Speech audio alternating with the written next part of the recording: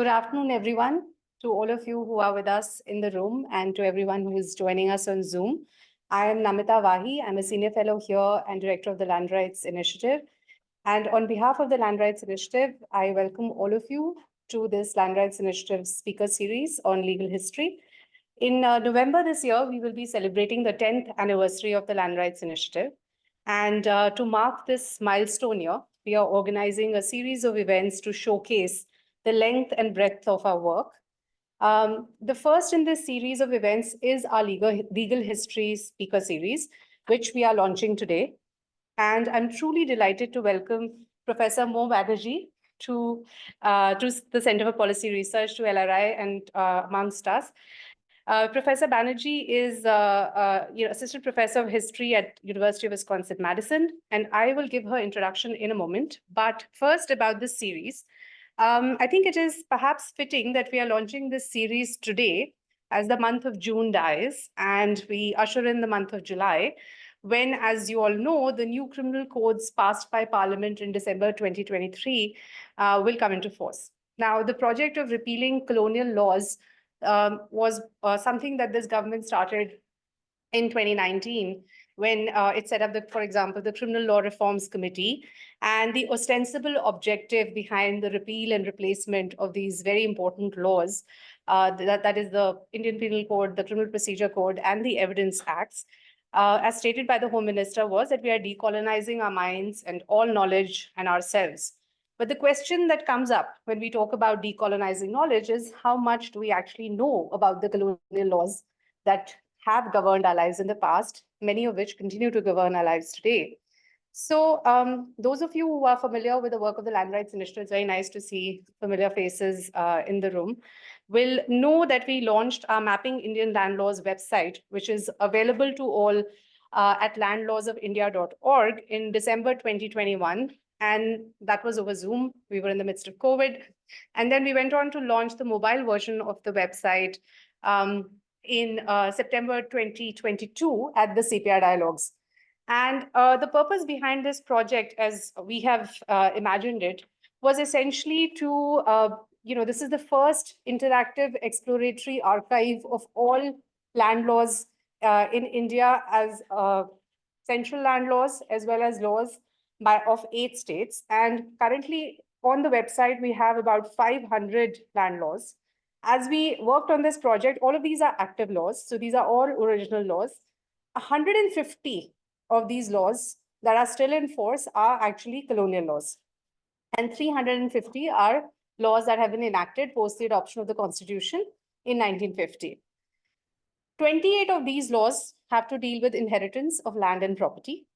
And it is against this backdrop that, as we launch today's talk, but hopefully we'll have talks on other aspects of land laws, but also laws in general, because not just the criminal codes, not just the the laws on the Mapping Indian Land Laws website, there are many colonial laws that still govern aspects of our lives. But as we discovered is that not all colonial laws are bad. There are many colonial laws that are protective, many that are not. And we have to have a more nuanced discussion about understanding our colonized heritage and then think about decolonizing it again. So it is against this backdrop that I'm absolutely delighted to welcome Professor Banerjee. She is, as I said, she is an assistant professor of history at the University of Wisconsin-Madison. Her academic focus includes the interplay between religion and politics in India, with a particular interest in the evolution of private faith and political identity within the public sphere. Her work critically examines the role of Protestant Christian conversion as a focal point for public debate, social reform, and anti-colonial resistance in colonial India during the 19th and early 20th centuries, as well as the catalyst for politicization of religious identity in all of South Asia. Dr. Banerjee earned her PhD from Harvard University in 2018, where we first met, and I've known her since then. And it has been an absolute pleasure and privilege for me to see her dissertation emerge. Her dissertation on questions of faith, Christianity, conversion, and the ideological origins of political theology in colonial India from 1813 to 1907, received the prestigious Harold K. Gross Dissertation Prize. That was no surprise, because it was a fantastic dissertation. This prize was awarded to the PhD recipient whose dissertation shows the greatest promise for a distinguished career in historical research. And today we are going to talk about work from her forthcoming book, which I think was based off a lot of the work in the dissertation. Her new book, The Disinherited Christianity and Conversion in Colonial India, is forthcoming from Harvard University Press in January next year. And additionally, she's working on a second monograph, which is an intellectual biography of Rammohan Roy. Her scholarship has appeared in multiple academic journals as well as newspapers, such as the Journal of South Asian Studies, Political Theology, the Fletcher Security Review, as well as the Anandabazar Patrika and the Daily Star of Bangladesh. And I want to say this because I don't think I can say this for a lot of people, but why I highly recommend the book is because she's not just a fantastic scholar historian, according to me, but also one of the best writers, academic writers that I have seen. Her prose is just magnificent.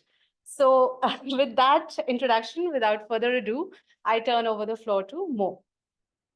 Thank you, Dr. Wahi. After that a generous and warm introduction, my first sort of instinctive reaction is to just run away, I guess, because I don't know that I can do justice to such high praise, but I'll try my best. Dr. Wahi has been one of my greatest intellectual interlocutors, supporters, and a role model. So coming from her, this really means something. And thanks to all of you for being here. I apologize again for being late. I went to the wrong address and then had a sort of James Bond-esque ride through Delhi to get here, but I'm just very glad that I could make it. Having said that, I think we should begin the talk, right? Yes. Yes. So how do we get to? Younger people are always better at technology, so you'll have to come and help us. This is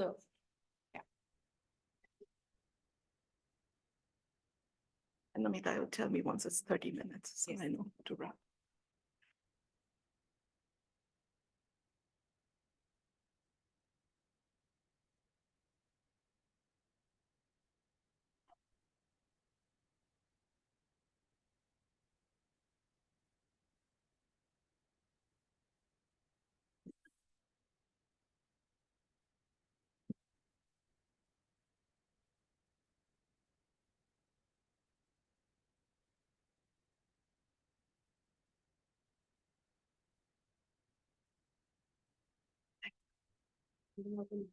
Just use this.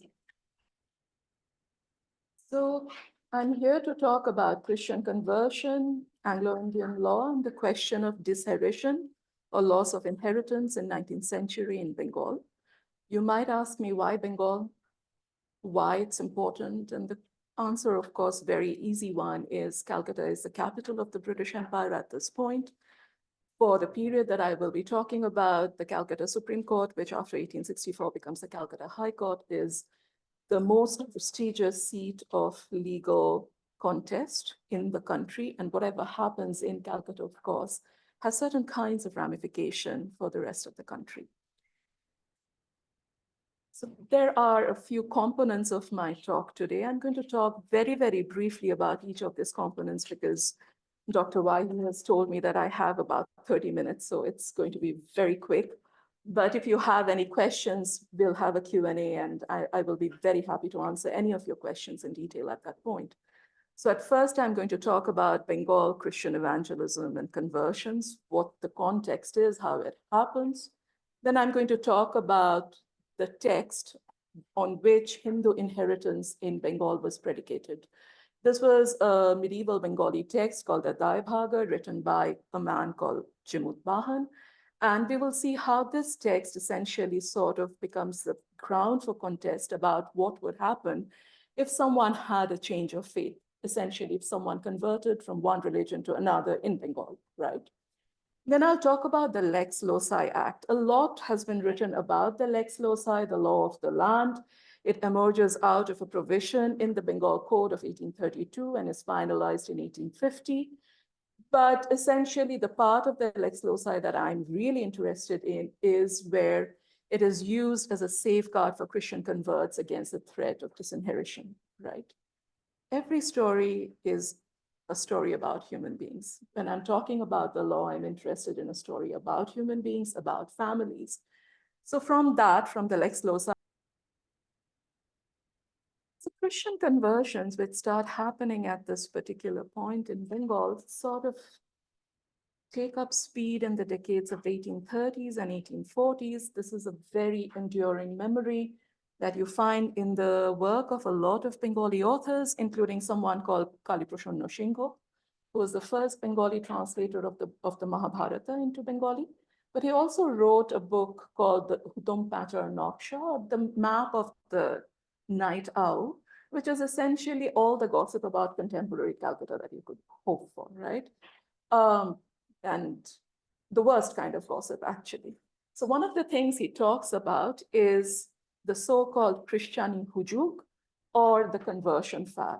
And according to Kaliprashanna Singho, who was also an Orthodox, if liberal, Hindu, it sort of became a fashion among young school-going boys and college students to become Christian, because it was seen as a modern project. It was seen as an enlightened project. For them, it was a way of leaving behind the ritualized lifestyles of their parents. In a sense, it was becoming a good British citizen, right? If you want to be a good British subject, a good British citizen, you became a Christian. But of course, people like Kaliprashanna Singho had a lot to say about it. And if you look at the slide up in front of you, you will find that he is very nasty about it, is very acerbic about it. It's like, oh my God, Enlightenment light started pouring in through like thatched roofs. People were falling on very, very hard times. And he takes the name of one particular person, Prashanna Kumar Thakur, and his son. And this Prashanna Kumar Thakur, or Tagore, is the chief personage that we are going to be talking about today while we are talking about the Tagore versus Tagore case.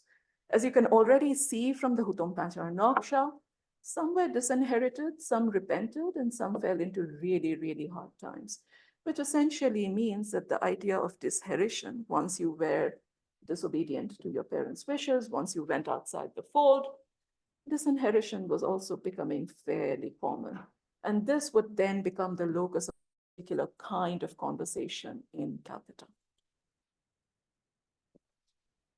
As I said, a lot of Bengali schoolboys, a lot of Bengali college-going boys were essentially turning towards Christianity as an alternative to their own beliefs, as a way to have more enlightenment, if you will.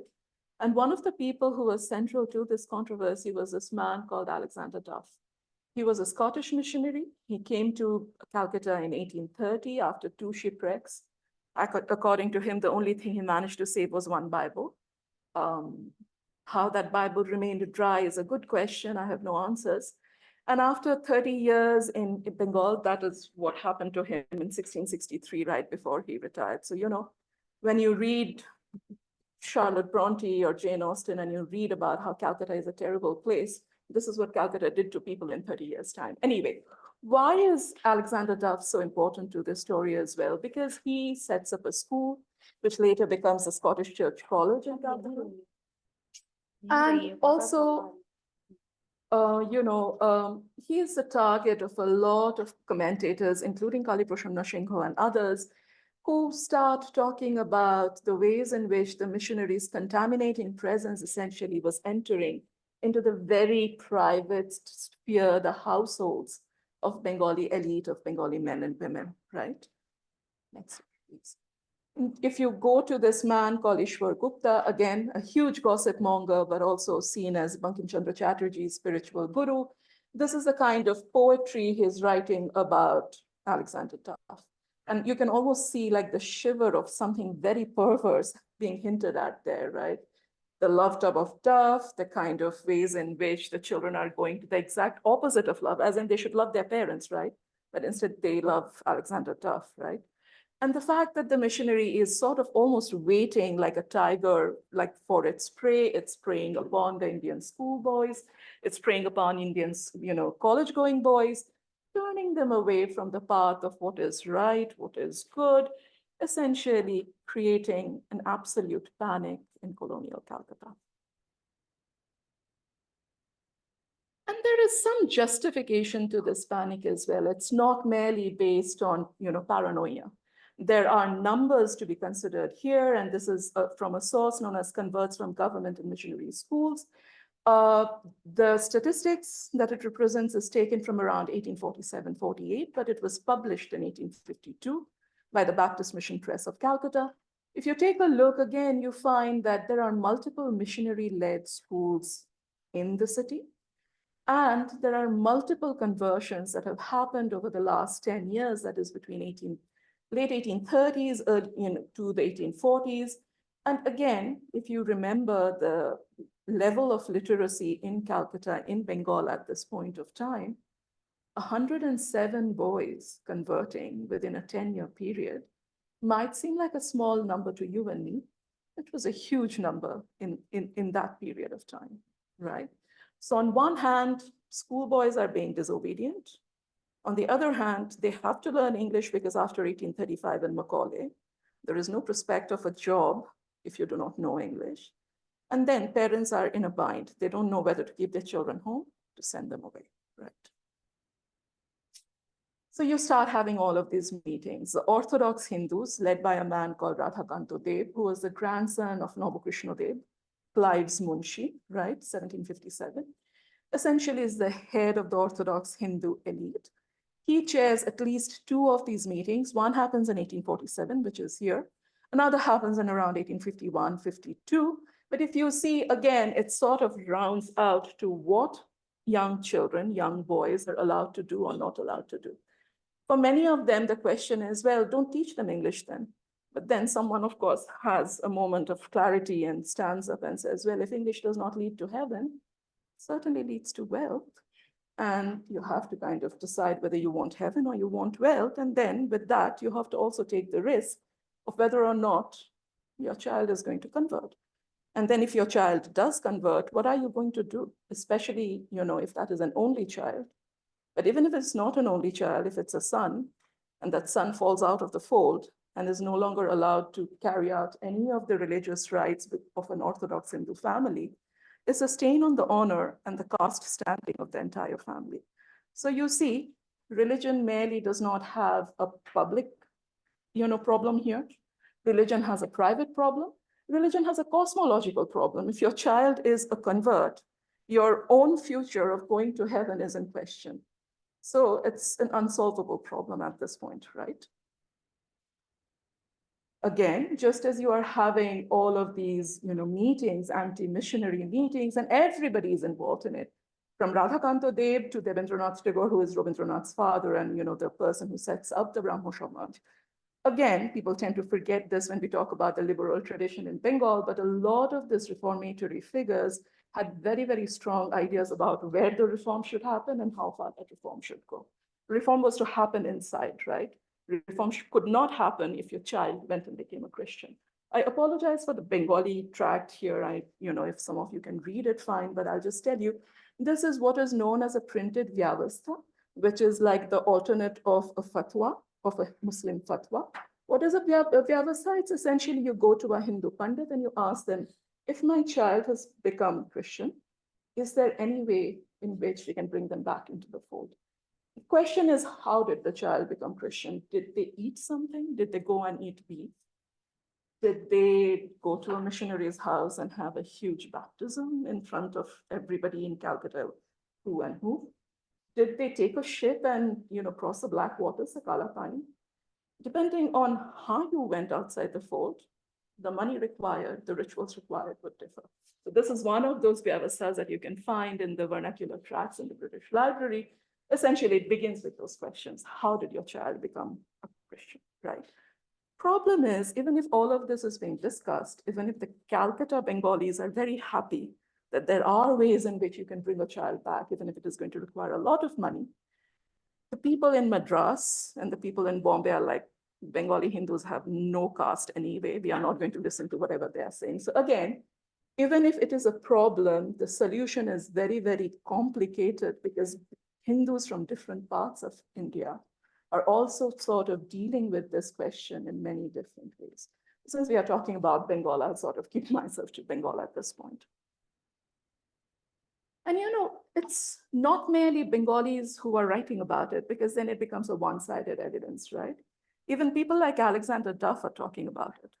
The amount of threats that he himself faces, for example, Lethels or people with clubs and maces are hired to beat him up, and he writes about that. And then he talks about something, the language, when I first read this, I was like, is he actually writing this? And I had to check through 2 or 3 different editions of it. He's talking about how people are going around saying Hinduism is in danger. So, that call is not as modern as we think. It's been happening for some time, right? So again, as you see, this idea that there was a threat against Hinduism essentially starts emanating from all this discourse that starts happening between 1813 and 1850. What does this do? Before this period of time, before 1830, roughly the period of Rammohan Roy, Hinduism essentially is a question of conflicts. If you see any of the documents from that period, it's a question of caste, it's a question of particular factions who are fighting out for influence in Calcutta, in Bengal. Once the missionary comes into play, once children start converting, once inheritance, every kind, material, moral, social, religious, comes into question, a particular kind of Hindu identity starts cohering, which is very, very strong. And it's also in particular ways a monolith. Bengali Hindus are then Bengali Hindus. They are no longer Bengali Brahmins, Bengali pious, Bengali anything else. This is also something which is a part of that particular kind of discourse that starts emanating during this period. Again, do the missionaries talk about this? Yes, in quite a lot of detail. They start thinking about what happens to converts. Once the schoolboys, college boys embrace Christ, what are you going to do with them? They have no prospects of going back to their families. Even if they came from very elite families, they are now disinherited materially, socially, moral capital gone. Not merely disinherited then, they are retaliated against. And again, huge litany of retaliations that you can find. It's not merely that they are suddenly destituted. It's just that they have nowhere to go. And then it's the missions which have to pay for their upkeep, the missions which have to find them jobs. There is a problem there too. What is the problem there? The problem there, of course, is it sort of feeds into the Hindu Bengali paranoia that all these boys actually converted because they were going to get some kind of, preference from the British government and from the missionaries. So it's a circular problem. It's a vicious cycle. There is no way to get out of it. What is the only way in which this could be stopped? Missionaries, again, Alexander Duff at the foremost, talk about how to prevent the loss of inheritance. If the laws could be changed in some way, shape, or form, that even if you converted to Christianity, to Islam, whatever it might be, but primarily to Christianity, you could not be disinherited from your ancestral as well as patrimonial wealth. And then this question shifts from that paranoia to a particular kind of legal and judicial activism. All of it coheres around a very particular text, as I said, known as a Daibhag. And the Daibhag is the most important text on which Hindu inheritance customs and preferences in Bengal work out, right? So is the Daibhag also essentially used in other parts of India? No, it's peculiar to Bengal. The Mitakshara is used everywhere else, especially in northern India. But there is a particular difference in the way in which the Daibhag and the Mitakshara talk about inheritance. In the Mitakshara, the moment a son is born, he becomes a co-parsoner, an inheritor of ancestral wealth. The father and the son then are actually people who hold co-rights in any kind of ancestral wealth. According to the Daibhag, that does not happen. According to the Daibhag, a Bengali Hindu father essentially has the right to alienate property in whatever way he chooses. The rights of the son emerge out of the rights of the father and only at the father's death. So if the father essentially alienates his property away from his son, from whatever reason, it's actually perhaps not morally correct, but admissible under legal practices. This is something that is discussed over and over again within the Anglo-Indian system. H.T. Colebrook is the first person to make a translation, but Prashanna Kumar Tagore, as we will see, will emerge as the foremost authority on this particular text and the way in which the Anglo-Indian legal system would think about the Daibhaga in terms of inheritance for Hindu Bengali families. So what do you need to do? Under the Daibhag, what is just being born enough? Is being a good son enough? Well, no, not really. Like, what makes a good son then comes into question. You are a good son if you are an Orthodox Hindu, if you have the capability of carrying on the daily rites and rituals of the family gods and goddesses, and if you are able to carry out the last rites of your parents, right? Until and unless those spiritual benefits accrue to you, as in until and unless you do the pinddan of your parents, you are not capable of inheriting any property. So until and unless you actually have done the shraddh, done the pinddan, done all of the rituals, you cannot be considered as someone who can inherit wealth under the Daibhaga. What happens when you become a Christian? Are you any longer able to carry out all of those rituals? No, not really. What happens is you are deracinated, right? Deracination from the French word radix, root, uprooting. Once someone becomes a part of another religion, whether Christianity or anything else, they are uprooted from their social and religious context. They are no longer able to be functional members of their social community. Therefore, under a legal fiction, as Gauri Vishwanathan, sort of elucidated in her Outside the Fold, you are spiritually dead. If you are spiritually dead, if your soul is dead, you are actually a dead person. And under Hindu inheritance law, dead people do not inherit property. So you're not able to do the last rites of your parents. No spiritual benefits accrue to you. Therefore, you're disinherited. Right?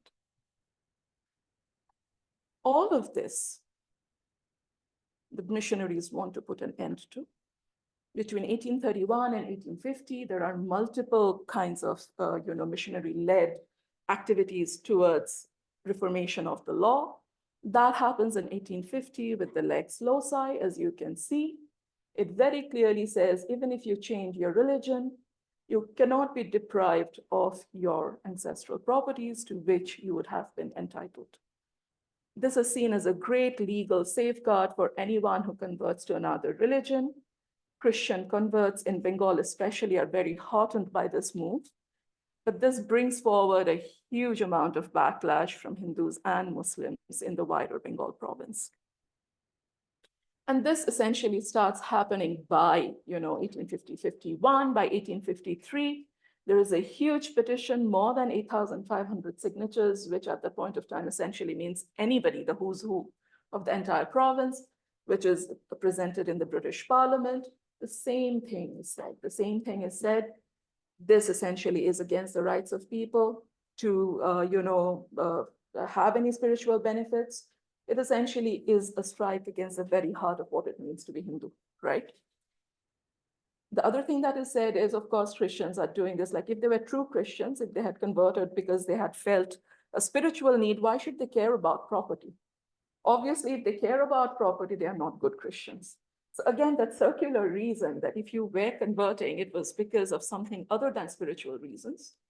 And if you were wanting property, it was sort of confirming that bias that you were doing it because you wanted to have the best of both worlds. You were greedy enough that you wanted all your social and moral capital. On the other hand, you also wanted all the benefits of being a British subject, and therefore you are converting. Like there is no winning with this particular kind of logic. But the Lex Loci essentially tells people, well, we will take care of you. Don't care, but don't worry about it so much, right? All of this also feeds into Indian paranoia. Said Ahmed Khan in his Asbab-e Bagawat-e-Hind, the causes of the Indian revolt, essentially pinpoints to this sort of coercive Christian evangelism and the support provided by British administrators as perhaps the most important reason of the Indian revolt, right? So it's not merely that this is a kind of attitude you have in Bengal, there's a widespread attitude. Everyone is upset at this particular point about what the missionaries and this convert Christians are supposed to be, seen of getting away with. Like they seem to be getting away with everything. There is a very particular pointed discourse which sort of dehumanizes the converts, if you will, and paints them as the great villains in the story. Which brings us to the story of fathers and sons. As I said, every legal tragedy is also a familial tragedy, right? That, by the way, is a signet ring of Prasanna Kumar Tagore, which sold in 2011 for about 30,000 British pounds. How it went to England, I have no idea. But I just wanted to begin with that story as, the stamp of authority of Prasanna Kumar Tagore and others, right? This is Prasanna Kumar Tagore, CSI, Companion of the Star of India, first Indian member of the Viceroy's Legislative Committee, the clerk to the committee that brought out the IPC in 1860. So he's the man, now forgotten, who is behind a lot of the legal provisions of the IPC as well. The Oriental Miscellany continuously calls him an Indian Rothschild, fabulously wealthy. If you sort of do an inflation adjustment for his properties that we get a sense of from his will, it's close to 57 million sterling pounds in today's money, right?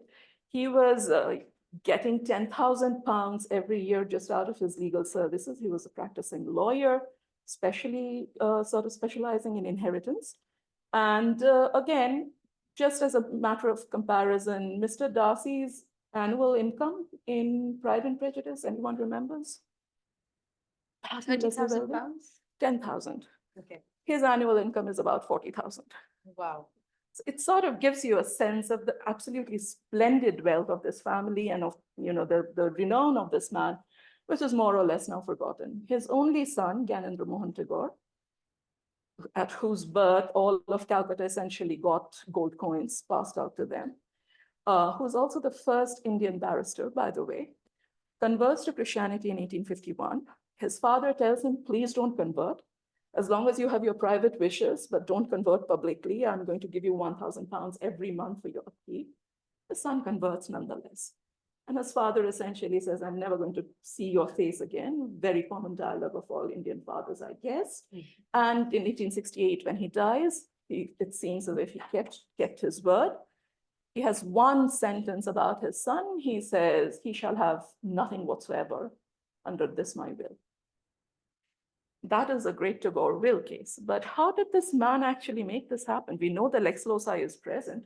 He really cannot disinherit his son. How did he do this? He was very, very intelligent about it.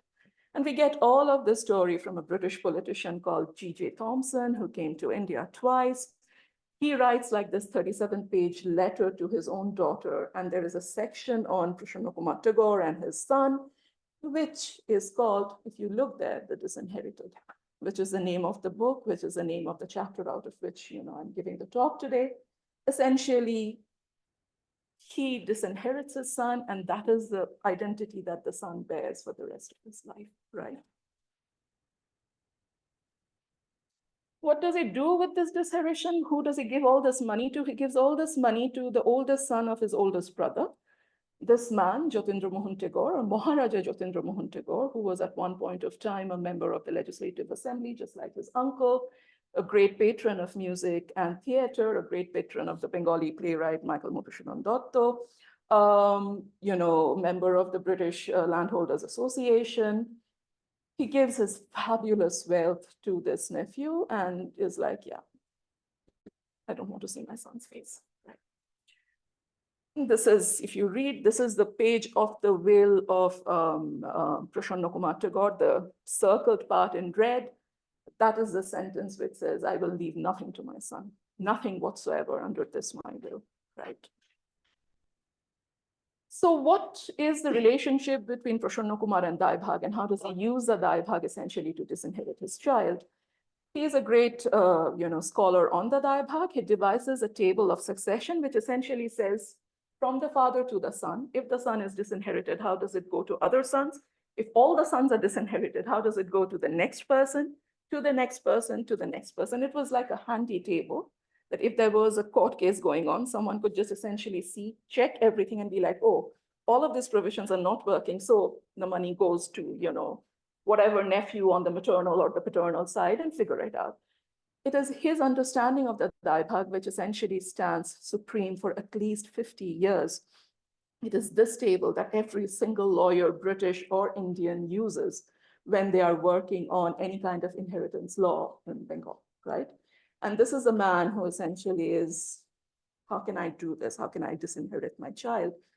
He creates a system of entail on the oldest surviving child, male child of any generation. He creates life interests. So life interest in Jotindra Mohan Tagore, for the period of his life, he would have everything, right? And then from there, it goes on. This is a table of succession, essentially, under Prasanna Kumar Tagore. So what does the great Tagore will case do? When Gyanendra Mohan hears in 1868 that his father has disinherited him, he thinks, well, the Lex Loci should take care of this very, very quickly. Let me institute a, court case. It is not quite as easy as it seems, because while the British government essentially and the British law, the lawyers, British judicial system say, okay, so this is a problem, they also have to figure out whether or not an entail is actually a valid provision of Hindu law that can be used. So did Prasanna Kumar actually have a valid will? If he did not have a valid will, what part of the will was valid? How much of it could be understood to actually belong to the people that he had actually left the will to, the properties to, or did his son have any claim? So the deracination essentially means that Prasanna Kumar thinks that his son cannot carry out his last rites.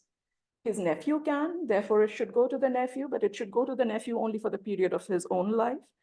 After the nephew's life, it can go to the nephew's natural born son, not adopted sons.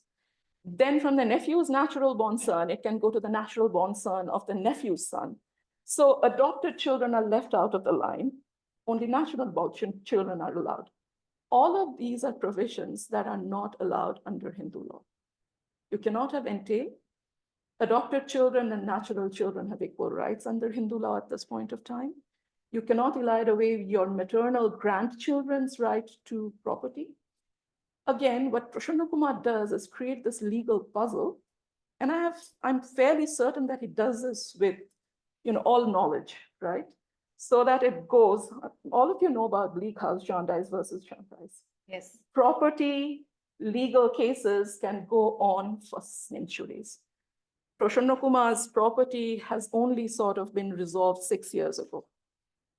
Questions around his property coming out of the will that he made. What's the outcome of this then? And essentially the outcome of all of this was the British government was, well, entail does not work, but life rights in property work. So Jotindra Mohan Tagore, his nephew, has his property for the duration of his life. Because Prasanna Kumar otherwise has died without a functioning will, he's died intestate. His son is the natural heir. Even if he is converted, he's a natural heir. The property goes to him in reversion, as in after his cousin dies, the property can go back to the son. And the son is like, when is that going to happen? And it does not really happen because the cousin dies 20 years after the son dies, right? So again, in a sense, all of this is established. The son, who also has his own will, is obsessed with this idea of reversion. Page after page of a 14-page will, laying out provisions of what would happen once his cousin died, how his own children might or might not get back that property. He's like, my father did not love me, whom he disinherited. He carried out none of his, responsibilities towards his son. He says, I did not carry out responsibilities. He did not carry out any responsibilities towards me either. So, yeah, that's about it, right? What do we get out of all of this? What is that we get out of this? It is that the process is the punishment. In many ways, devising a will like this, carrying out a very long process, people who are engaged in such legal cases, just the cost of it, the complexity of it, going from Calcutta to the Privy Council in London, essentially is the punishment that is devised by a Hindu father against a recalcitrant son. What else happens? It happens that as a result of this, the Lex Loci Act, the next Hindu Inheritance Act, which was passed in 1928, essentially says anyone that falls under the Daibhaga is not a part of the Hindu Inheritance Act, right? The Daibhaga has its own problems. What happened? No, it's not moving.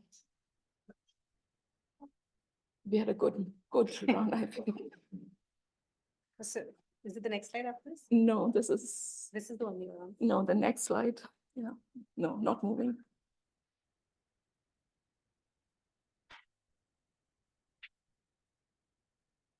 There are like 2 more slides. If we can go, I think all of us are going to be very happy about this.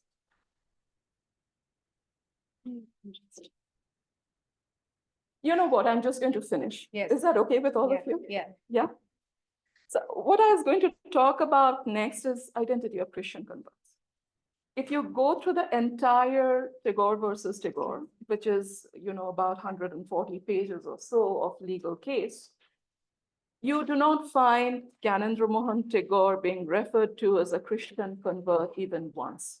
I have checked 2 different versions of the case that I have found, one that documents while it's undergoing process at the Calcutta High Court, another that documents while it's undergoing process. Yeah, next slide. Yes, undergoing process at the, at the Privy Council. Everywhere the idea is that he is a Hindu son who has been deracinated, and therefore, his father was angry and disinherited him, but the disinheritance does not quite work. What does this mean in terms of the British court, the British legal system thinking about conversion? It ties that negative identity, once a Hindu son, but no longer, firmly to the idea of the Christian convert. Everything about the court case is about the fact that he fails as a Hindu son, not that he's a Christian convert. Is this negative identity. A convert is always referred to by the identity that he seeks to leave behind. But in the Anglo-Indian legal process, it is that identity which is important to him. The second, of course, is the question of the will. What does a Hindu will look like? A Hindu will is whatever the testator writes, as long as it's within the, customs of that particular land and within the customs of pactum valid. Even if you elide your property away from your son, as long as it's done, it's done. Even if it's immoral, even if it is not right, as long as it's done, it's done. We have to accept it, right? On both accounts then, Tagore versus Tagore essentially creates a precedent for how to think about Hindu wills, and 2, how to think about people who've gone out of the fold. And in both cases, it's the Hindu identity which is important, not any other kind of conversion or converted identity. Yes. And this is something that sort of exercises Rabindranath Tagore as well, who is a Brahmo by birth from the other side of the family, but who knows all of these people very well. And he comes to this very convoluted idea that it's the Hindu communitarian identity, the social identity, the legal identity that is important. That is the thing that is most genuine. That is the thing that is authentic. Converted identity is not really an authentic identity. And it's very strange coming from a man who's known as, this great liberal champion, right? But when it comes to religion, this very weird anomalous ideas start cohering under the idea of conversion as well. So this brings us to conclusions, right? Which is that conversion in and of itself, though we try and talk about Hindus versus Muslims, in Bengal, in Calcutta, it's Hindus versus Christians, Hindus versus Christian conversion, which is a far more generative term of friction in at least the early part of the 19th century, right? By the time that Lex Loci is passed, there is an idea that this is going to provide some legal safeguard. Between 1850 and 1872, as a result of the Tagore versus Tagore case, we essentially find that that law is defunct. In the eyes of Anglo-Indian law, perhaps as a result of 1857, which puts an end to legal activism, It's that negative identity which coheres to a convert far more than the converted identity, right? And finally, this is something that Mitra Sharafi also talks about. As a result of Tagore versus Tagore, it's more or less clear that a Hindu father has the right to do whatever so he wants in terms of his property. If he wants to elide it away, if he wants to alienate it away, there is very little a son, converted or otherwise, can do to get it back. It is the father who gets the hierarchical prominence. And I don't think that actually changes over the next 1 century at all. Thank you, everybody. Sorry for all the rukawats, but thank you.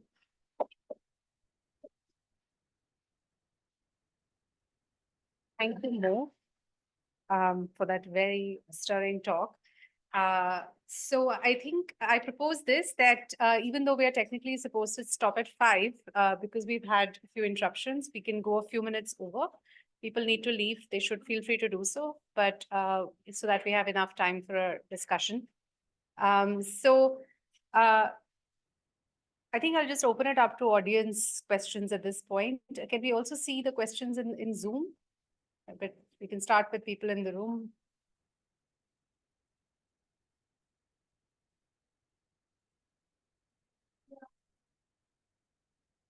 Okay, sure. So can I ask a clarity? Yes, Yes. please. We met the last time, a long time ago, at midnight last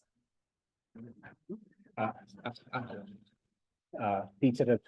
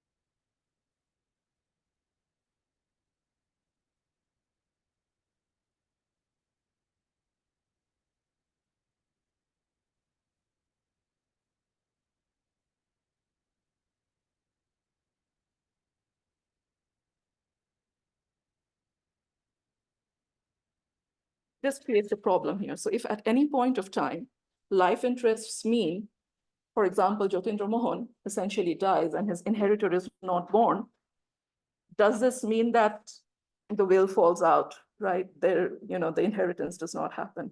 What happens with the missing inheritor? If this is a question of natural heirs and the natural heir is not born at the point of transfer of will, the father dies before the birth of the son, just for the sake of clarification, where does the will go? And then they answered that question by saying, well, that is where the will fails, but the life interest stands. What does that mean? The life interest stands. Therefore, Jyotindra Mohan essentially gets all the personality, the reality of his father's properties, right? What about Gyanendra Mohan? Does the Lex Loci actually function here in any way, shape, or form? Does this actually change the way in which we need to think about a Hindu father's will pertaining to a converted son? They say, well, not quite. I mean, in any case, Gyanendra Mohan is a natural heir. So if his cousin dies before him, the property should go to Gyanendra Mohan, but that's because he is his father's son, not because the Lex Loci has anything at all to do with it. It's a very, very interesting court case. I have read it multiple times. The question you are asking is a question I have asked myself multiple times as well.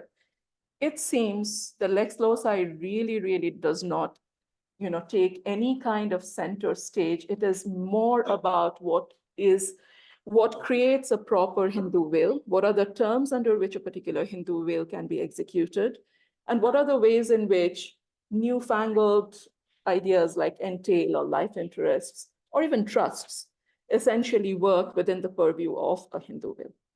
The thing that happens is when Tagore versus Tagore is cited later on in the century about inheritance cases, it's about whether or not a Hindu will is properly worded in a way that makes the desires of the person creating the will clear.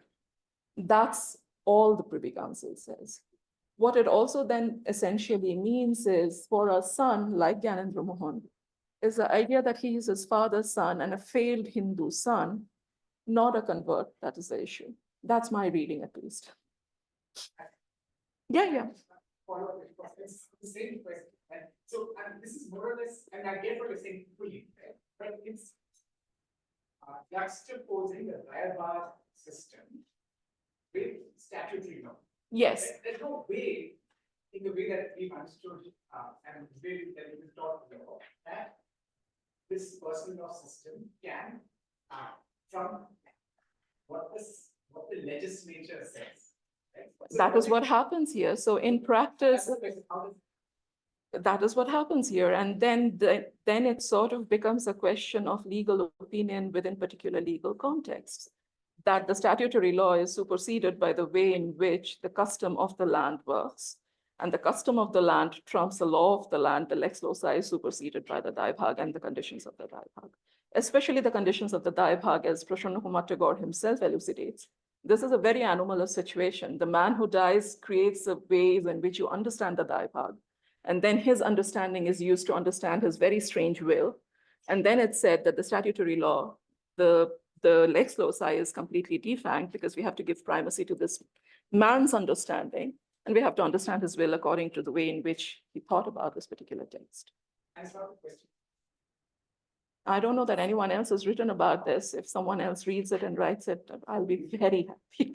So I think there are a lot of questions from Zoom. Yes. So in the interest of time, we can continue. Yeah. So the first question is, did you come across cases where a conversion was motivated by reasons other than change of faith?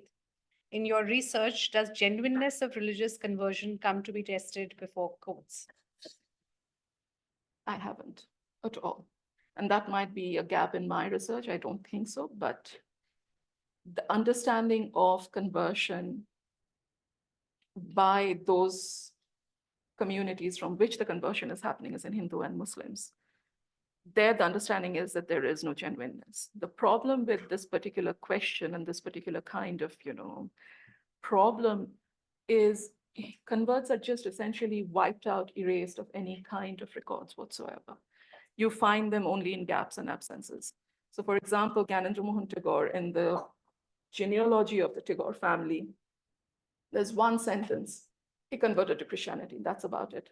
Everybody else has their entire life story written out. This man has just sort of vanished because he's sort of taken out of the family genealogy as well. If someone dies, they're erased out of nowhere, right? Conversion, motivations for conversion, if you look at Christian missionary archives, at their narratives, there too it's a generic narrative. There are particular ways in which convert Christian lives are written. If you read 2, 3, 4, that pattern becomes very clear. There, of course, there is a call from within. But then if you juxtapose it with this sort of narratives from the communities, none of them are willing to believe at all that there is any kind of genuineness to that effort. The second question is, does Daibhag still have any significance in Bengal? I have no idea. So My interest ended in 1950. Lawyers in this room can answer this question. I think I can answer this question in the sense that so the Hindu code was passed in 1955, as you know. Yes. But it does, so we start our law school, family law, reading about customary inheritance laws, and we do read about Daibhag and Vitakshara, and it's been really interesting to see how the Daibhag played out in 19th century Bengal, right? So it is mentioned in the Hindu code in terms of where, customary practices are established. Obviously, as Matthew himself was pointing out, the whole point of the Hindu code was essentially to codify these customary laws. And, the code trumps custom in that sense. But for certain things, and of course, I haven't looked at the Hindu code in some time, but, each state has, because this is a law in a concurrent list subject under the Constitution post 1950. And so as a result of that, the states can make amendments to the Hindu code, which means that in Bengal, now, of course, the state of West Bengal is much smaller now than the Bengal presidency, but the Dayabhag, as Mo described, is in the states of Bengal, Bihar, and Orissa. So we have to look at the state-specific amendments to answer that question. To what extent? Yeah. Yes, definitely. We still know that Dayabhag and Mitakshara are the the forms of customary practice, and customary law of inheritance is also related. I mean, so it's also laws of marriage, custody, adoption, inheritance. And as Mo was describing in her story, that we have so much about natural versus adopted children and so on. So there are rules regarding all of that in the custom. And it's still very much alive in that sense. So I think that's the response in short to that question. The third question is that I note that most of the period under review was under company rule, not direct British Crown rule, which did not take effect until 1858. Were any of these rules debated in British statutory bodies before being applied to Hindus, or did company administrators just improvise as they went along? Very good question, though I will say that this begins, at least the Tagore versus Tagore and everything around it starts in around 1850, which is 8 years before the Indian Mutiny. So not, it's sort of neatly divided, 10 years here, 10 years there, company and Raj. But this is my research and what I have gathered. What is happening is India is the laboratory. A lot of these conversations are happening in India within India-specific contexts.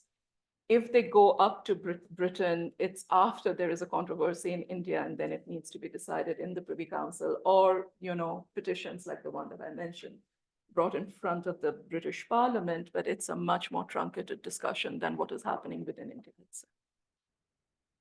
The next question is, you produced some data on conversion of students from missionary schools.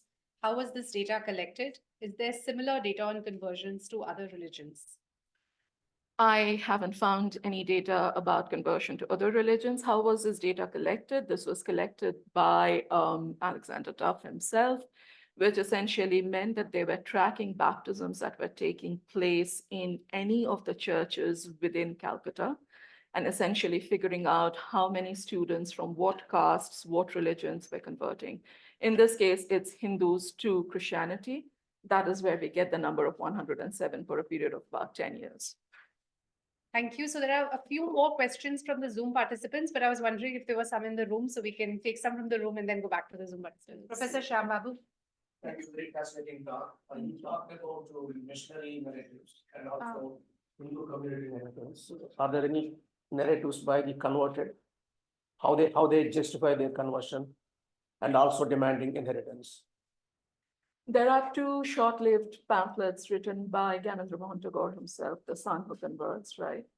But essentially, he talks about himself as a Christian hyphenated Brahmin. Nowhere does he say he's only a Christian. Continuously tries to create this hyphenated identity for himself. And according to him, the question is very easy. Even if he at any point of time became a Christian, his rights arising out of being his father's son essentially meant he needed to get some inheritance. That was essentially guaranteed by the Lex Loci. If I have read through his life and his own pamphlets essentially, and he actually converts in 1851 after the passage of the Lex Loci because he times it. He's like, if I convert before the passage of the Lex Loci, I'm not going to get any inheritance. If I convert after the passage of the Lex Loci, my conversion essentially means I don't have to suffer through disinheritance. To him, it's a matter of being of natural right. From father to son, property should be handed over. He's a very well-educated person. To him, this is a move towards modernity, towards a particular kind of enlightened existence. He is the first barrister. He himself has a very good understanding of the law. The problem with him, of course, is he hinges all of his demands on the Lex Loci itself. Are there other convert narratives? Yes, multiple conversion narratives. A very famous one is from Bombay of a Parsi man called Dhanji Bhai. essentially in Bengal, a few as well, Lal Bihari Dey, Mou Banerjee, all of these very well-known early high caste converts have their own conversion narratives. It's very much about the effect that missionaries have on them. Alexander Duff converts both Krishna Mohan and Lal Bihari Dey. It's very much about a particular kind of access to privilege that they feel is not their right when they are unconverted. It is very much about particular illuminated ideas about what it means to be a British subject in the 19th century, which guide those conversions. Yes, there is a very, very clear spiritual aspect of it, but somehow that spiritual aspect is never, it's almost as if you cannot talk about that epiphany. That is something that is very private, very interiorized. But the very fact that through all the storms of misfortunes in the social arena, they never let go of their religion. Anandabazar Mohan himself does not. For them, that is the highest sort of distinguishing mark that their conversion is genuine and spiritual. Everything else essentially is about human rights, and even though that term does not exist in the 19th century, it's very much about being a human and having particular kinds of rights, part of being of a society. And all of these high caste converts, every one of them, create a hyphenated identity for themselves. They do not let go of their birth identity at all. Christian Brahmin, Christian Brahmin, Christian Brahmin, to about 1910, that is a hyphenated identity that exists. There's some questions from the writers, I believe. Yeah, please go ahead. I think the question has already been answered, but I'll ask it anyway. So Namita mentioned that you're also working on a manuscript on Rammohan Roy, and a detailed account of his life was also featured in Ramachandra Gora's Makers of the Modern India, where he sort of argues that Rammohan Roy simply used colonial systems and Christian theology to pursue a religious, socio-religious reform movement in India. And he used to self-identify as a deist. Like, he never championed for Christian theology per se. So what I'm trying to say is, if the motivations for conversion were purely for the reasons of convenience and not theological, then does that explain why the identity of a Christian convert was sort of put down or subverted in the Tagore versus Tagore case? It's such an interesting question, because if you look at Rammohan Roy himself, the pamphlets that he starts writing, in response to some of the things that the Baptist missionaries at Serampur are writing, right, about Christian conversions, you find that he has this huge respect for Christian theology, for the Christianity as a moral code, divested of its spiritual or miraculous content. On the other hand, he's completely sort of disparaging of conversion efforts. He talks about how, missionaries hang around and hand out 5 rupees to a convert, and the convert is a convert as long as those 5 rupees are there in his hand. As soon as that is gone, they backslide and become someone else. And this is also a pattern among a lot of the Indian, intellectuals of this period. They have a great sort of respect for Christianity and for Jesus, the figure of Jesus. When it comes to Christian conversion, however, they are like, but why do you need that? Our own religion can be reformed in a monotheistic way. There are ways in which we can sort of think about our own religion, divest it of all its customary superstitious accretions. That is the best thing, because if you do anything else, that is inauthentic. So this idea that conversion is inauthentic, that people who undertake it are doing out of spurious means, if you'll pardon me, the very idea of the rice Christian, which is a horrible thing to say about anybody, sort of starts circulating very, very early on by the 1815, 1816. It's much more prevalent even before sati becomes a topic of conversion, of question. And Rammohan Roy also has something to say about Christian converts in the Jury Bill, because he's like, how are you allowing Christian converts whose whose morality is under question? How are you allowing them to be on Indian juries, whereas we are not allowing high caste elite Hindus and Muslims on that jury bill? And he makes conversion a part of that, pushback against the jury bill itself. So obviously he thinks about theology in a particular way and actual conversion processes in a very different way. Good question, thank you. Yes. How can a trading company can impose or can function as a judiciary. This is first part. And the second one is, you have talked about the father and son, but there is a daughter-in-law. Suppose the father dies or a head of a family dies, it automatically goes to the wife. She can be a daughter-in-law, she can be anything. So you have not touched that subject.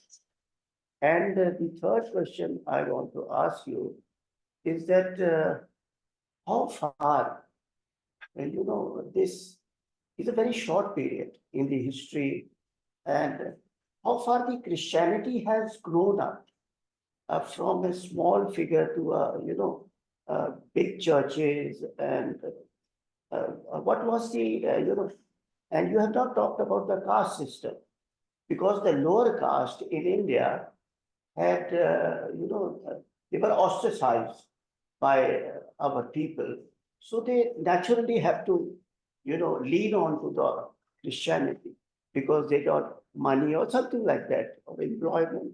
So what do you have not touched any of these? Very important questions. So it's very difficult to touch on all of them in a short period of short talk, but I do talk about a lot of these in my book. But these are important questions. I'll go take your questions one by one. The first question was about how can a trading company.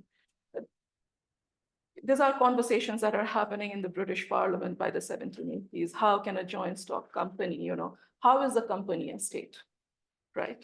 How can the company be itself taking on this functions of a sovereign? And everybody from Adam Smith to Henry Maine over a period of 100 years talks about the East India Company and the way it mutates from a joint stock trading company into a sovereign within the Indian context. That scholarship is huge. I don't think I need to touch upon that very much. Just to say that Amartya Sen has written about this a very little bit, but Ranojit, remind me, I'm forgetting. Ranojit Ghosh, the rule of property for Bengal, essentially makes the point that it's the regulation of land and it's the regulation of inheritance, essentially, conversations around it, which leads to the setting up of the Indian Supreme Court in Calcutta, which leads to the bringing in of British, judges. It leads to this creation of a system of qazis and pundits who give opinions and essentially figures out a way of how to administer, even though it's a company, to a population of 30 million people, more or less, right? So the question of whether or not a trading company could also have a judicial, presence, that's sort of settled by the early 1780s, 1790s. That's one question. What was your second question, sir? What caste? Caste. Poor Poor caste. caste. The third, Yeah, the wife. the wife, the question of the inheritance, wife. you have not touched. Yes. According to Hindu inheritance law, of course, a wife is, The next year. the next heir, but 1/3 of the property in the next heir, the sons are going to get the rest of it. What is pertinent to this paper, of course, is a wife capable of adopting a child under Daibhag, and can the property devolve upon that adopted child? What Prasanna Kumar Tagore essentially does is elide away the property, away both from the wife and from the adopted child. It's entirely in the male line, which is how an entail functions in Britain. That is one of the reasons why the Privy Council says that the will fails, that he puts in methods in place which are not essentially what shouldn't have been done under the law. So yes, the wife has property rights, but if the son's wife is also a Christian, which is the case in Gyanendra Mohan's particular instance, well, then there is the law and there is a way in which the law functions in everyday life in Bengal. Even if the wife has legal rights, there is no guarantee that the wife is going to be given the rights under those legal professions, right? And Prasanna Kumar Tagore essentially does away with that entire question by saying sons, sons of sons, grandsons, that's how it works. Everything else is put aside. Question of lower castes. Third question. Third question, that was your question. This is one of the ways in which Christian conversion to Christianity is castigated by Rammohan Roy himself as well. If lower caste people who have no education, according to him, not according to me, let me make it very clear because next year I'm going to be cancelled and I don't want. If lower caste people, people who have no morals, people who have no education, are incited by missionaries into becoming Christians, then of course the understanding is that that conversion is something that does not stand, it's not spiritual. That is where the idea of rice Christians, material provisions, greed, all of that comes in. This is a particular kind of discourse that starts again being propounded. My answer to that question, of course, is that sort of does away with the spirituality of anybody who does not have access to any kind of official education. Problem with Bengal, of course, is there are so many traditions of spirituality that function outside the bounds of elite understanding of education that it's very difficult to make that argument that lower caste people do not. So this is a discriminatory attitude. This is something that starts sort of gathering speed because these elite Hindu men, aristocratic Hindu men are making this argument. I do not think it's actually true. What is the fourth question that you had? Not for. It's No, for please. policy. In the interest of time, so we have still a lot of questions, but I'm going to sort of try and bunch them together. One question related to what you just answered is, could you reflect on the caste distribution among the converts? Would you be able to speak to that? Yeah, a little bit. Remember that the school and the college are the places where the school boys and college boys are coming in touch with these missionaries, right? Who get to go to the schools, to the Hindu college, which is now the Presidency College, who get to go to Alexander Duff's school. Anybody from a Brahmin to a caste, no one lower than that. They are the people who have access. The people who are at a lower level of the caste system or who are outside the caste system essentially are not seen as people who are the targets. Why? Because these are the leaders of society. If you can convert a Brahmin boy, if you can convert a Kayast boy, they will have a much greater impact on society, on the British Indian bureaucratic system than a Dalit boy might ever do. Does that mean there are no Dalit conversions? Yes, there are Dalit conversions, but those are vitiated with the discourse that we just spoke about right here. If you look at the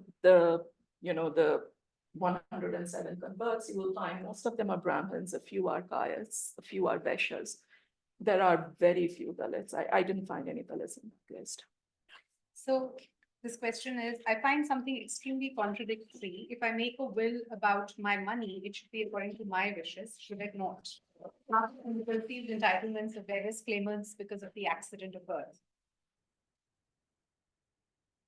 I would like to believe that this is true, but we are also social human beings and we live within communities. And any kind of customary law, prescriptions about customary usages of inheritance essentially have to take into account. And also, no one is a religious person just by themselves. Religion is a social system in and of itself. If no one recognizes that, someone is a Brahmin, then what is the use of being a Brahmin? That is at least the idea in which religion is discussed in Calcutta, at least by the Dharma Sabha, at least by Radhakanto Dev and others. There are particular things that make you a Brahmin other than the accident of your birth, and you can fall off being a Brahmin very, very easily. So even if I so wished, even if I had, one of the people who's the first millionaire in India, actually Ramdulal Sarkar, essentially takes his money box and plants it in front of someone and says, you know where caste comes from? This money box, right? So you can even buy and sell caste at this point in Bengal, before the 1840s, 1850s. Essentially, what it means is, even if someone like Prasanna Kumar Tagore wanted to do whatever he wished, which is what he did, provisions of his will, this man who was such a great legal expert could not have not known that whatever he was doing was not permissible under the law. Even if it made that effort was going to be countered by the legal system and by the provisions of custom within that particular context. And if I may, I will just add to that, that the property that Prasanna Kumar had was Yes. not his alone. Yes. It itself was inherited from Yes. generations. So, Yes. and actually that's a discourse about inequalities and so on, is that, why should people, the whole point about a wealth tax that you don't really, right? Another question is, to my mind, the story is not only about Tagore versus Tagore. To a large extent, it is about in Hinduism and Christianity. In the earlier part of the paper, you had mentioned caste. was a system in Hinduism which made Christianity an easy escape route.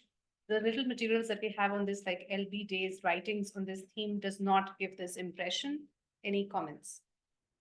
I would actually contradict that. LB days, as in Lal Bihari days, were especially on peasant life, for example, or when he's reminiscing about Alexander Duff, very, very pointedly talks about caste system in Bengal and the ways in which caste essentially intersects with various kinds of social privileges, even the privilege of religious. So I really don't think, my reading of Lal Bihari Day is a very, very different reading from my learned friend. Yeah. Do we have documents relating to how Gyanendra Mohan justified his conversion to himself and his family at large? I think you have more or less addressed that. So. In your research, have you come across literature on influence, if any, of the Tagore versus Tagore case on the Hindu Mahasabha's conception of who is a Hindu? No. Perhaps the new converts formed a community that supported each other. Would have been quite isolating otherwise? Question mark. Yes. New converts actually tried supporting each other. So for example, when Gyanendra Mohan is fighting his case, one of his lawyers is Michael Madhusudan Datta, who converts to Christianity himself, is disinherited by his father, loses a patrimonial case, dies of alcoholism. So Christian converts essentially do try and help each other through these issues. Thing is, again, elite high caste converts, the number is not that significant. Many of them escape to Britain, many of them escape to other parts of India, essentially because they find life in Bengal within that circumstance completely intolerable. So Gyanendra Mohan Tagore, for example, is practicing in the Calcutta High Court from 1865 onwards. According to himself, he is earning over 200 rupees a day, which is a huge sum. But as soon as his second wife dies in 1869, he decides to go to England and he stays there until the end of his life in 1890. So there is something happening there, there's an isolation. I did not talk about that today. His only surviving daughter writes to Queen Victoria and says, please recognize me as a Christian Brahmin and then talk to my father's cousins so that they give me back my property. And by her father's cousins, she means Jyotindra Mohan Tagore. By 1895, she comes down to Calcutta to talk to Jyotindra Mohan. Jyotindra Mohan gives her a few thousand rupees, has her sign over legally any part of that property. And she dies very soon thereafter of cancer. So again, very, very lonely life for the converts. But then again, that idea of that hyphenated identity that they are trying to negotiate, it never quite comes to pass. So the last but not the least Zoom question is based on the timing of Gyanendra Mohan's conversion. Yes. And the question is, given the timing was based on how the law was going to evolve, does this not immediately bring into question how genuine his conversion was? Very good question to which I don't have a good answer. My answer to this would be, again, you could be a devout Christian and you could also be someone who understands the law and your own rights to property very well. There is no kind of, huge divide between this. I can be a very devout Hindu and I could also be someone who understands my property very well, which his father was, right? So there is no reason to think, and this is an argument again, which was made over and over again in the 19th century, so not a new argument which is being made here, between piety and faith and about the provisions and practicalities of daily life, right? A man who becomes a Christian does not have to leave everything aside and then go and become, a great preacher in the wild. Similarly, a man who's a very good Hindu does not have to give aside everything. Rabindranath Tagore was a very good poet, but also a very, very strict landlord. There is no great sort of division between those two identities. He did not leave everything aside to write poetry on a boat all day. I am not particularly convinced by this idea that people who are devout in their religious lives should not also have a very practical understanding of the realities of their everyday life. That's all I'll say. Thank you. Thank you, Mo. Are there any other questions? We are already Matthew? open to, yes. Yes. Yes, please. Sure. So, this has been a great discussion. Thank you so much for your presentation. Yes, my name is Jacqueline. I'm a professor at the University of Tennessee in the US. So can you tell us a little bit more about how your presentation factors into the larger book project? Could you tell us more about the data that you're looking at and some of the bigger arguments that you're making in that book? I think that I'd be interested to know about that.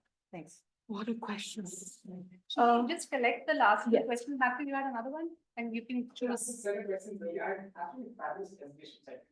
mentioned before. I have a few questions about tying to each other rather than random way. But one, what is the status of the Brahmo in the Hindu law of this time?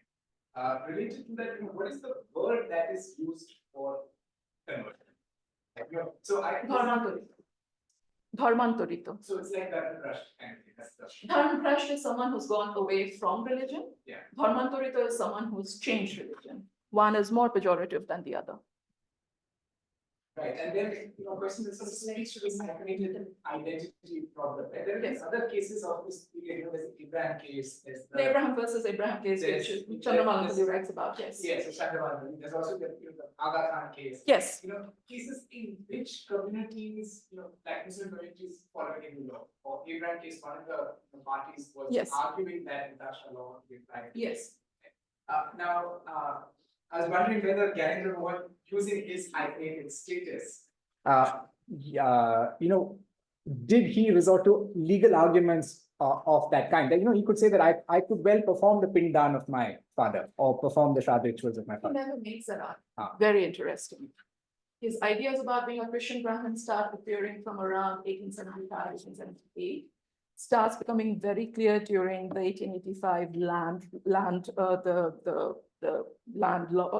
law that is passed in 1885 about moving away from the landlords and giving rights to the renters, where he's signing every single petition that he sends to the British government is Gyanendra Mohan Tagore, heir in reversion to Prashanna Kumar Tagore. So his hyphenated identity and his ideas about where he stands as a person of religion start changing quite significantly. In the court cases, in the printed cases that I have, that argument is never quite made, that he could also have done the pindadan of his father. His father's last rites are actually carried out by Jyotindra Mohan Tagore. So the Anteshti, the pindadan, everything is carried out by Jyotindra Mohan Tagore. Jyotindra Mohan does not allow Gyanendra Mohan to see his father one last time. So there is this family lore about a curse, where apparently Prashanna Kumar says, because you have stopped me from seeing my son, you are not going to have a natural son ever again. And apparently for like 4 generations afterwards in the Pathuria Tagore family, they have to deal with adoptions. There's not a single person, including Jyotindra Mohan, has a natural born son. Question from the professor. Yes, sorry, thank you, yeah. Very, very quickly, this is the 3rd chapter in the book. I'm talking about disinherition or disherition as not merely a legal problem, but a social and cultural problem as well. The ways in which those who are against conversion think about conversion. I have, the scholarship, I think perhaps because missionary archives is so much more, fuller than any kind of archives that you could find elsewhere. A lot of the research is about missionary archives and the ways in which missionaries talk about conversion and about converts. People who are against conversion, that is not something that is dealt with as much. And to me, it was very important to see the other side. I'm always a little afraid that people are going to say, but oh, that means you must be orthodox in your beliefs as well. That is not it. I just wanted to see the question from both sides. What appears to me very, very clearly, and this is an argument I make in the book as well, is that all this kind of discourse about a convert or someone who's from a minority religion being outside the larger matrices of communitarian belonging start happening much earlier than we give it credit for. And most of the scholarship that I have read, and I'm not saying that by any means that my reading is more exhaustive than anybody else's, this idea that there is a Hindu-Muslim binary, that it starts in about 1870, Bankim Chandra et al. I was like, is there nothing before this? Like, there are 2 ways in which to think about it. One is that this is primordial, this communitarian tension. The other is that it's entirely colonial, man-made, Hindu-Muslim. Is there nothing else in the middle that we can talk about or see about? Do these discourses essentially only start that late in the Raj? And I started thinking about conversion, about Christianity from that perspective. It has been really difficult to find any of the material. The fact that I have any of it is like a miracle of nature, to me at least. Because again, that same question, anytime anybody goes outside the fold, Hindu communities from the 19th century punished them by erasing their very identity out of any documentation that you. It essentially means there is a black hole. I'm sort of skirting the edges of that black hole to talk about this particular issue. But that black hole tells us something as well, which is that anybody who professes a different religion to the one of the majority religion does not have any space within the Indian national space. Any idea of belonging, the marginalization discourse starts pretty early. And the marginalization discourse starts with an idea of suspicion, of paranoia, of the idea that conversion can never, ever be in any way, shape, or form sincere. Those are the kinds of things that I start thinking about in the book. I, essentially end in 1907 with the death of a terrorist ideologue called Rammohan Roy, who essentially presents himself as a Hindu monk, but is a Catholic Christian. And the sharp disparity between his public performance and his private faith, in many ways, is also a commentary on the ways in which what kind of religious identities are acceptable if you have to be counted a patriot, right? So these are some of the things that I talk about in the book. I think we have exceeded time. But we have exceeded time, so maybe you can continue with the speaker afterwards, even allowing for the tech difficulties. I think we are now over time. So I think, Mo, this has been a fascinating talk, as everybody has said, and has been echoed by people on Zoom. I think that the chapter which I have looked at and what you have presented today, I think it's not only, when we talk about your work as talking about the interplay between religious and political identity in India, I think you're not it's not only fundamentally throwing into question many traditional narratives that we are encountering today about, as you said, the conflict between Hinduism and Islam, as opposed to Hinduism and Christianity, as you so bring out, but also narratives about property and the relationship between, in a very different context, we were talking about the relationship between customary law and the statutory law. We were talking about this in the context of the Forest Rights Act, which for the first time recognizes, customary rights to property of the Adivasis, which had been they had been done away with through a historical injustice, right? And I think the goal of this series, as we think about colonial laws and colonial heritage of laws, is really to understand those nuances, that where custom, how custom worked, how did it come into relationship with the formal law, so to speak, where again you have pointed out the questions about. And here I can plug this paper that I have put out on, it's called Property and Sovereignty, Creating, Destroying and Resurrecting Property Rights in British India from 1600 to 1800, which sort of traces exactly this question, that how did a trading company go on from having property rights to becoming a sovereign, right? So it's touching on all of these things about the nature of the law and its formation with respect to property. But I think the very nature of law itself, I think if the lawyers in the room would be familiar with, I mean, one of the things that you're bringing about is that this very, very influential man who has, 4 times the worth of Mr. Darcy, or more, is really shaping the way the law applies to everybody. So powerful actors, and we see that in every space in contemporary India today. So it's not just about the narratives about political identity, religious identity, the formation of property rights, but really about who shapes the law, whose voices matter. And of course, as you know, I have this other paper where I talk about what I've conceptualized as the bottom 60%, right? And there I include women, Dalits, and Adivasis as the bottom 60% at the time that the Constitution, because there was 60% of the population at the time the Constitution comes into force. Obviously, there's been no mention of women in this entire thing. Like there's a patriarch who's deciding who gets to have his property, but it's only men that we are talking about. It means 50% of the population is out. You have told us that it's upper caste Brahmins in the conversation, so the lower caste of, it's obviously people who have property who are in the conversation, which is anyways a very small number, right? So who is actually making and shaping the law is also coming out so clearly. So on all of these, very, each of those can be a subject of many series of talks. So I'm sure that all of you join me in agreeing that this has been a really fascinating conversation. And thank you for setting us off on this speaker series. And I hope that we will continue to have discussions on each of these issues as we go forward. And I know there are more questions, and I'm sorry, but we have exceeded time. And so I encourage all of you to, there's still some snacks outside, and we can continue the conversations in the corridors. These conversations shall continue also in the speaker series. So please join me in thanking Mou. And also thank you to all of you. Thank you for coming to our inaugural talk, and also to all the participants of patiently listening to us on Zoom and dealing with all the tech issues. Thank you very much. And thank you to Anshu, Arnaz, and everyone in the CPR team who helped put the talk together. Thank you all. everybody. I'm very grateful for the questions. It was wonderful. Thank you. Thank you. Thank you.